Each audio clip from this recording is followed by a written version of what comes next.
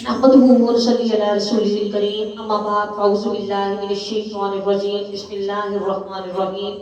رب اشرح لي صدري ويسر لي امري واحلل عقدة من لساني يفقهوا قولي رب زدني علما اللهم فقهنا في الدين سورہ البقرہ آیت نمبر 40 سے یا بنی اسرائیل اذکروا نعمتی التي انعمت علیکم واوفوا بعہدی اوف بعہدکم وَإِيَّايَ فَارْهَبُونِ۔ اے بنی اسرائیل میری ان نعمتوں کو یاد تو کرو جو میں نے تم پر نعمتیں کی اور میرے ساتھ کیے ہوئے اپنے عہد و پیمان کو پورا کرو، میں تمہارے ساتھ کیا ہوا وعدہ پورا کروں گا اور بس مجھ ہی سے ڈرو۔ یہاں سے خطاب کا رخ عوام الناس کی بجائے بنی اسرائیل کی طرف ہو گیا ہے۔ یہود مدینہ میں بکثرت آباد تھے، مطلب مکہ میں پیارے رسول کو کفار کے ساتھ سامنا تھا۔ جب ہجرت کر کے مدینہ گئے تو وہاں پر یہود آباد تھے اور ان میں سے اکثر منافقین مدینہ کی بھی تھی، کیونکہ سیدنا اسحاق علیہ السلام سے لے کر ان میں تقریباً 4000 نبی آ چکے تھے۔ ابراہیم علیہ السلام کے بیٹے تھے نا اسحاق علیہ السلام، اور ایک بیٹے تھے اسماعیل علیہ السلام۔ تو اسحاق علیہ السلام میں سے آگے یعقوب علیہ السلام،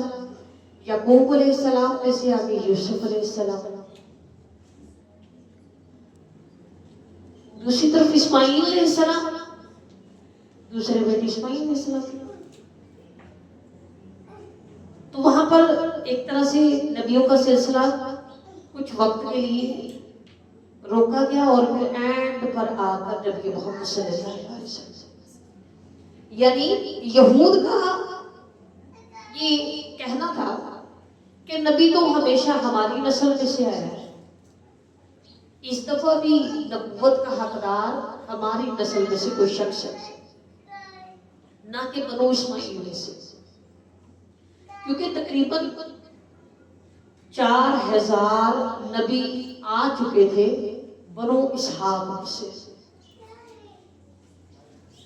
اس لیے تمام عرب پر ان کے علم کی بڑی دھاک بیٹھی ہوئی تھی، اللہ تعالیٰ نے ان کے اوپر بے شمار انعامات احسانات بھی کیے تھے، لیکن کچھ مدت گزرنے کے بعد اس قوم میں بہت سارے عیب پیدا ہو گئے تھے۔ اپنے اسی علمی توقع کی بنا پر اور اس حسد کی بنا پر کہ آنے والا نبی جو ہے وہ اسحاق علیہ السلام کی اولاد میں سے نہیں ہے بلکہ اسماعیل علیہ السلام کی اولاد میں سے ہے، تو انہوں نے ماننے سے انکار کر دیا۔ یہاں پر لفظ لکھا ہے اسرائیل کا معنی ہے عبداللہ، اور یہ سیدنا یعقوب علیہ السلام کا لقب تھا، یا بنی اسرائیل اے یعقوب علیہ السلام کے بیٹوں، اس سے مراد ہے۔ اور بنو اسرائیل سے مراد ان کی اولاد ہے یا پھر یہودی قوم ہے کہ جن کے لیے توریت نازل ہوئی۔ حکم دیا جا رہا ہے اوفو بعہدی اوفی بعہدکم، وعدہ میرے ساتھ جو کیا پورا کرو، میں تمہارے ساتھ کیا ہوا پورا کروں گا۔ وہ وعدہ یہ تھا کہ تم توریت کے احکامات کی پابندی کرو۔ موسیٰ علیہ السلام پر توریت نازل ہوئی تھی نا، عیسیٰ علیہ السلام پر انجیل نازل ہوئی تھی، داؤد علیہ السلام پر زبور نازل ہوئی تھی، ابراہیم علیہ السلام پر آسمانی صحیفے نازل ہوئے تھے، اور نبی محمد صلی اللہ علیہ وسلم پر قرآن مجید نازل ہوئی۔ عہد یہ تھا کہ تم توریت کے احکامات کی پابندی کرو اور میں جو پیغمبر بھیجوں گا اس پر ایمان لا کر اس پیغمبر کا ساتھ دو۔ اور اللہ سبحانہ وتعالیٰ نے جو ان کے ساتھ وعدہ کیا تھا وہ یہ تھا کہ ملک شام پر تمہارا قبضہ رہے گا۔ بنی اسرائیل نے اس اقرار کو قبول تو کر لیا لیکن اس پر قائم نہ رہے، مطلب آنے والے نبی کا انہوں نے ساتھ نہ دیا۔ ان سے وعدہ لیا گیا تھا کہ آنے والے نبی کے احکامات کی پابندی کرنی ہے، نبی کا ساتھ دینا ہے، یعنی کہ نبی کا کہا ماننا ہی نبی کا ساتھ دینا ہوتا ہے۔ آنے والے نبیوں کی اطاعت کی بجائے وہ نبیوں کو قتل کر ڈالتے تھے۔ بعض جگہوں پر آتا ہے کہ دن کے شروع کے حصے میں تقریباً 40 نبی وہ قتل کر دیا کرتے تھے، نعوذ باللہ۔ سیدنا ابو موسیٰ اشعری رضی اللہ تعالیٰ عنہ فرماتے ہیں کہ رسول اللہ صلی اللہ علیہ وسلم نے فرمایا 3 آدمیوں کے لیے دوہرا ثواب ہے۔ ایک تو وہ اہل کتاب جو پہلے اپنے پیغمبر پر ایمان لے کر آیا اور پھر وہ محمد صلی اللہ علیہ وسلم پر ایمان لے کر آیا، یعنی کہ پہلے اس کو پیارے رسول صلی اللہ علیہ وسلم کی نبوت کا نہیں پتا تھا، وہ عیسیٰ علیہ السلام پر ایمان لایا ہوا تھا یا موسیٰ علیہ السلام پر ایمان لایا تھا، لیکن پھر اس کو پتا چلا کہ ایک نبی آ گیا اور پھر وہ نبی پر سچے دل سے ایمان لے کر آیا، ایسے شخص کو دوہرا ثواب دیا جائے گا۔ دوسرا، وہ غلام جو اللہ کا حق بھی ادا کرے اور اپنے مالکوں کا بھی حق ادا کرے، یعنی اللہ کے ساتھ بھی وفادار رہے اور اپنے دنیاوی مالک کے ساتھ بھی وفادار رہے۔ تیسرا، وہ شخص جس کے پاس ایک لونڈی ہو جس سے وہ محبت کرتا ہو اور اسے اچھی طرح ادب سکھائے، پھر آزاد کر کے اس سے نکاح کر لے تو اس کے لیے دوہرا اجر ہے، یعنی اس کو بیوی کی حیثیت دے دے، لونڈی کی حیثیت سے پھر اس کو نہ رکھے بلکہ اسے محبت کرتا ہو، اس کو اچھی باتیں سکھائے، پھر اس کو آزاد کرے، پھر اس آزاد عورت کے ساتھ وہ نکاح کرے تو ایسے شخص کے لیے بھی دوہرا اجر ہے۔ ان سے کہا کیا تو وہ آمینو بما انزلتم مصدقا لما معکم ولا تکونوا اول کافر بہ، ایمان لے کر آؤ اس پر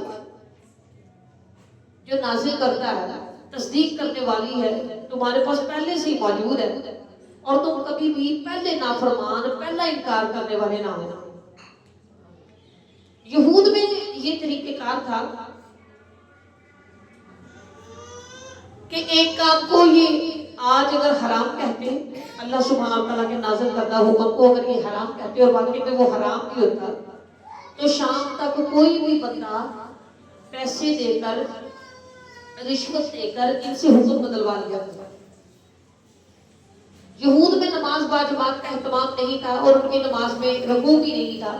یہود نے نماز ادا کرنا بالکل ہی چھوڑ دیا تھا، زکوٰۃ ادا کرنے کی بجائے وہ سود کھانا شروع کر دیا تھا انہوں نے، یعنی کہ ہر قسم کی برائی میں ملوث ہو چکے تھے۔ پھر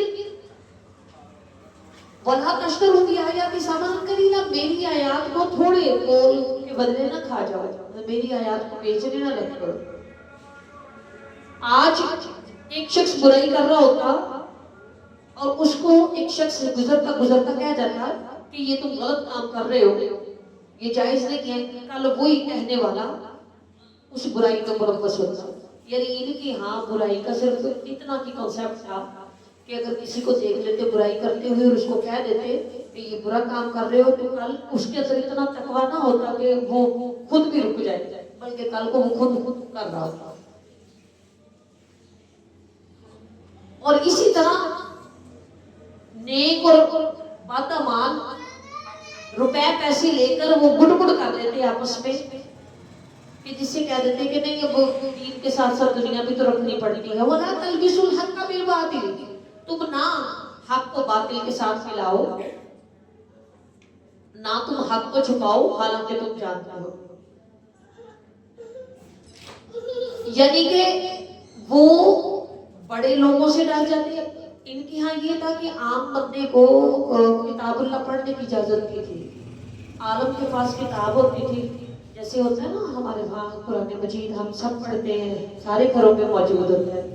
ان کے ہاں یہ نہیں تھا، کتاب ہوتی تھی تو وہ عالموں کے پاس ہی ہوتی تھی، وہ اپنی مرضی سے جیسے چاہے حکم کو موڑ دیتے، جتنے جس سے پیسے لیتے اس کے مرضی کا حکم اس کو بتا دیتے۔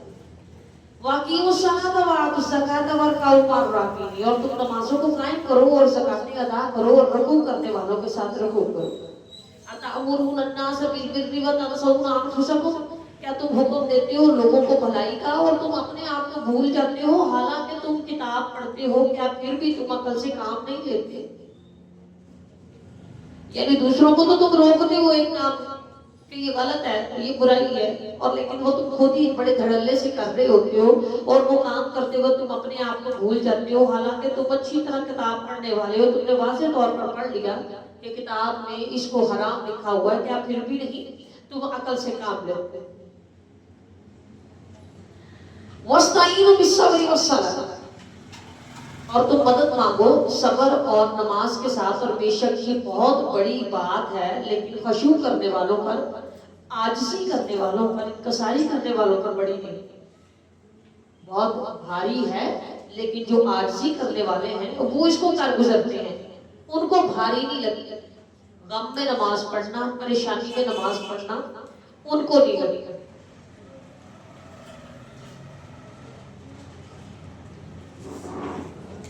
انس بن مالک رضی اللہ تعالیٰ عنہ فرماتے ہیں کہ آپ صلی اللہ علیہ وسلم کا ایک عورت پر گزر ہوا جو ایک قبر کے پاس بیٹھی رو رہی تھی. آپ صلی اللہ علیہ وسلم نے اسے فرمایا اللہ سے ڈرو اور صبر کرو. وہ کہنے لگی جاؤ اپنا کام کرو، تمہیں مجھ جیسی مصیبت تو پیش نہیں نہ آئی، تم مجھے صبر کرنے کا کہہ رہے ہو، میرے اوپر جتنی پریشانی آئی ہے یہ مجھے پتا ہے. وہ عورت آپ صلی اللہ علیہ وسلم کو پہچانتی نہ تھی. اسے لوگوں نے بتایا کہ وہ تو نبی صلی اللہ علیہ وسلم تھے. چنانچہ وہ آپ صلی اللہ علیہ وسلم کے دروازے پر حاضر ہوئی. وہاں کوئی دربان موجود نہ تھا. وہ اندر جا کر کہنے لگی کہ میں نے آپ صلی اللہ علیہ وسلم کو پہچانا نہ تھا، میں صبر کرتی ہوں. آپ صلی اللہ علیہ وسلم نے فرمایا صبر تو اس وقت کرنا چاہیے جب صدمہ شروع ہو، یعنی کہ انسان کے اوپر پریشانی آئی تو اس کو چاہیے اس وقت صبر کرے، نہ کہ اچھی طرح رو لے، بہت واویلا کر لے، واویلا مچا لے، اور جب وہ تھک ہار جائے اب اسے رویا نہیں جا رہا تو پھر وہ کہے اچھا میں نے صبر کیا. الذین یظنون انہم ملاقو ربہم وانہم الیہ راجعون. پھر وہ لوگ جو یہ یقین رکھتے ہیں کہ وہ اپنے پروردگار سے قریب ملنے والے ہیں اور اسی کی طرف واپس جانے والے ہیں. وآخر دعوانا الحمدللہ رب العالمین. سبحانک اللہم و بحمدک نشہد ان لا الہ الا انت نستغفرک و نتوب الیک. والسلام علیکم ورحمۃ اللہ وبرکاتہ.